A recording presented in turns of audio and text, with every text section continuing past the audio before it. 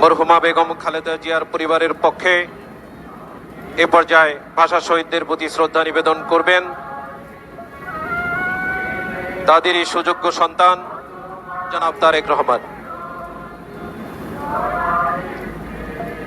জিয়া পরিবারের পক্ষে জনাব তারেক রহমান এ পর্যায়ে পুষ্পস্তবক অর্পণ করবেন। তার সঙ্গে রয়েছেন তার স্ত্রী বিশিষ্ট ডাক্তার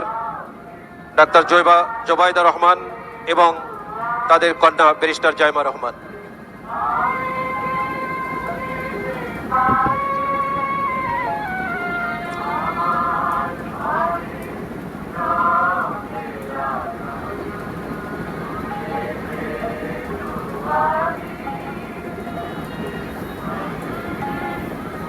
শহীদ প্রেসিডেন্ট জিয়াউর রহমান এবং দেশনেত্রী বেগম খালেদা জিয়ার পরিবারের পক্ষ থেকে তাদের সুযোগ্য সন্তান জনাব তারেক রহমান ভাষা শহীদদের প্রতি শ্রদ্ধা নিবেদন করলেন।